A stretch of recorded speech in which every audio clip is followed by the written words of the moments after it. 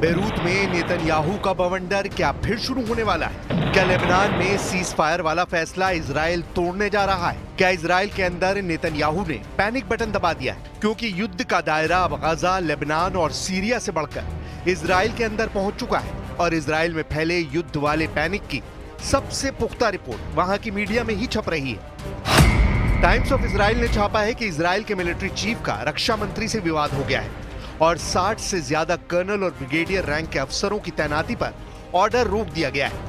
यरूशलेम पोस्ट में खबर छपी है कि इजराइल की सेना 60 दिन की डील के बाद भी लेबनान में टिकी रहेगी। क्या लेबनान में सीज फायर तोड़ देगा इजराइल? इजराइल के अखबार हारेट्ज में छपा है कि इजराइल हथियार बनाने का रिकॉर्ड तोड़ने जा रहा है, यानी सबसे ज्यादा गोला बारूद, मतलब लंबा युद्ध।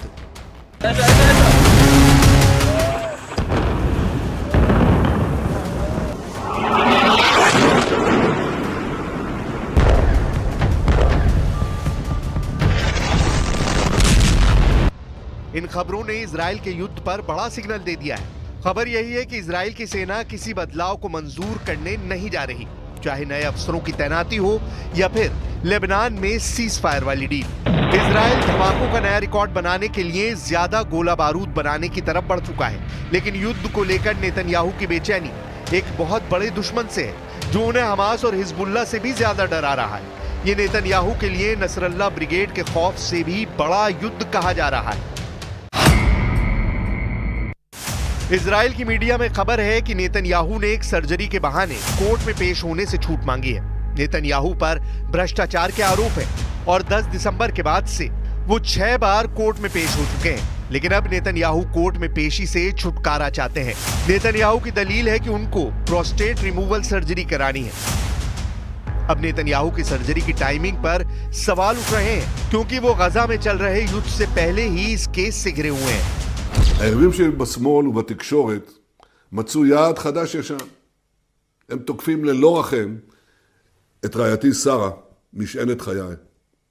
שרה, הם בניי האהובים, היא אישה שעושה כל כך הרבה למען אזרחי ישראל. लेकिन इजराइल में नेतन्याहू के एक नहीं कई दुश्मन हैं और इस वक्त राजधानी तेल अवीव लगातार नेतन्याहू के खिलाफ प्रदर्शन की गवाह बन रही है।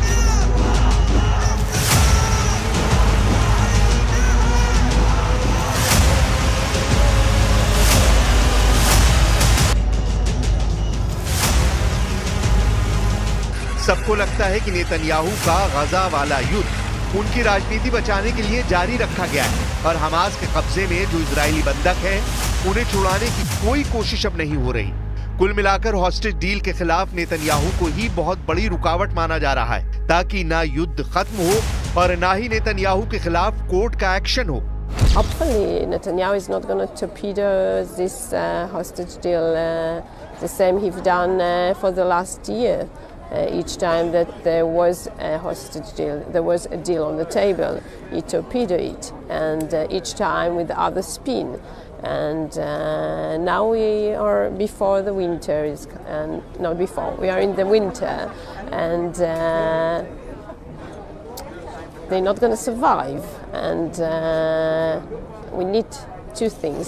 First of all, to stop the war in Gaza, and second, to bring them all back with a hostage deal. क्या गजा और लेबनान में बमबारी के दौरान इजराइल के अंदर नेतन्याहू सबसे ज्यादा घिर चुके हैं? क्या इजराइल के अंदर ही नेतन्याहू का सबसे बड़ा दुश्मन तैयार हो चुका है? और सवाल हो रहा है कि कोर्ट के एक्शन से बचने के लिए नेतन्याहू ने लॉन्च कर दिया है operation theatre plan. Operation theatre यानी सर्जरी और उसके बाद लंबा आराम। क्या यही है नेतन्याहू का नया प्लान? הם קוראים לזה עובדה, אבל זו פשוט תעמולה שקרית. תעמולה נבזית שמעלה שקרים מן האוב, ושם טרלול רודף טרלול. गाजा में जारी इजराइल की बमबारी के बीच नेतन्याहू के लिए सबसे बड़ी चुनौती वहां मौजूद इजरायली बंधक है जो अब भी हमास के कब्जे में है। शुरू में नेतन्याहू और उनकी फौज बंधकों को छुड़ाने में एक्टिव दिखी, लेकिन बाद में ऐसी खामोशी छा गई कि सब नेतन्याहू के युद्ध वाले एजेंडे पर सवाल उठाने लगे। गजा में 450 दिनों की बमबारी की ताजा रिपोर्ट बहुत खतरनाक है। आंकड़े ऐसे हैं जिन पर अमेरिका से लेकर यूरोप तक चुप्पी साधे हुए हैं। गजा पर इजराइल की बमबारी में अब तक 45,000 से ज्यादा फिलिस्तीनी नागरिकों की मौत हो चुकी है। इसमें करीब 20,000 बच्चे हैं। वहीं हमास के कब्जे में करीब 100 बंधक हैं और उनको छुड़ाने के लिए इजराइल में लगातार सीज फायर की मांग की जा रही है। Asking again from President Trump, sir, please don't let Netanyahu fool you. The only way to end this, the only way to end this regional war is to go for a hostage deal with a ceasefire. We cannot win all the world. Yesterday it was Hezbollah, today it's the Houthis in Yemen, tomorrow it's Iran, and maybe after that we'll go all the way to Afghanistan. इस वक्त Netanyahu Lebanon को लेकर बड़ी पलटी मार सकते हैं। यही वजह है कि सबसे बड़ा सवाल लेबनान में सीज फायर को लेकर हो रहा है। लेबनान फ्रंट की स्टोरी ये है कि 26 नवंबर को सीज फायर पर बात हुई, लेकिन एक दिन पहले 25 नवंबर को इजराइल ने लेबनान पर ऐसे बम बरसाए जिससे इजराइल की नीयत पर सवाल उठने लगे। हिजबुल्लाह और इजराइल की सीज फायर वाली शर्तों में क्या था, उसे बहुत गौर से समझिए। इजराइल और हिजबुल्लाह के बीच सीज फायर 2 महीने का हुआ।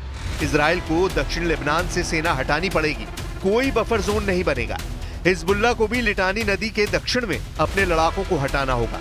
दक्षिण लेबनान में लेबनान की सेना तैनात की जाएगी। सीज फायर की शर्तों की डिटेल बता रही है कि इसमें न इजराइल जीत का दावा कर पाया और न ही हिजबुल्लाह, लेकिन इन शर्तों में हिजबुल्लाह की हार का दावा भी नहीं किया जा सकता, क्योंकि हिजबुल्लाह एक मिलिशिया है, जबकि इजराइल के पास भारी भरकम और बहुत ही आधुनिक फौज, और इसी फौज ने अब नेतन्याहू की सरकार को चैलेंज करना शुरू कर दिया है, क्योंकि इजराइल के सेना अध्यक्ष हर्जी हलेवी ने 60 वरिष्ठ अफसरों की नियुक्ति को टाल दिया है। इसमें कर्नल भी हैं और ब्रिगेडियर रैंक के अफसर भी हैं। रिपोर्ट है कि सेना अध्यक्ष हर्जी हलेवी और रक्षा मंत्री इजराइल काट्स के बीच विवाद हो गया है। विवाद अफसरों के प्रमोशन पर है, विवाद अफसरों की नियुक्ति और उनकी तैनाती पर भी है। एक तरह से सेना अध्यक्ष ने 60 कर्नल और ब्रिगेडियर रैंक के अफसरों की तैनाती पर वीटो लगा दिया है। गजा से लेकर लेबनान बॉर्डर तक नेतन्याहू इजराइल में घिरते हुए नजर आ रहे हैं। सेना से लेकर इजराइल की जनता तक नेतन्याहू के खिलाफ मोर्चा खोल रही है। लेबनान में हुए सीज फायर को लेकर नेतन्याहू की आलोचना लगातार हो रही है। इसमें कोई शक नहीं कि हिजबुल्लाह के मुकाबले में नेतन्याहू के पास खोने को ज्यादा है। हिजबुल्लाह से सीज फायर पर उत्तरी इजराइल में मते अशेर रीजनल काउंसिल के प्रमुख और कॉन्फ्लिक्ट जोन फोरम के अध्यक्ष मोशे डेविडोविच ने जो कहा है, वो बात नेतन्याहू को परेशान कर सकती है। मोशे डेविडोविच ने कहा है कि नेतन्याहू ने बहुत बड़ी गलती कर दी है। लेबनान में बफर जोन न बनाने का मतलब है कि हिजबुल्लाह फिर ताकतवर बनेगा। पहले और दूसरे लेबनान युद्ध की तरह तीसरे युद्ध में भी इजराइल की हार होने जा रही है। नेतन्याहू और इजराइल का मूड अलग है। यही वजह है कि तेल अवीव में इस वक्त सीज फायर के बहुत बड़े दुश्मन भी पैदा हो चुके हैं। उत्तरी इजराइल में मेटुला के मेयर डेविड अजुलाई ने कहा है कि ये सीज फायर नहीं, नेतन्याहू का हिजबुल्लाह के सामने सरेंडर है।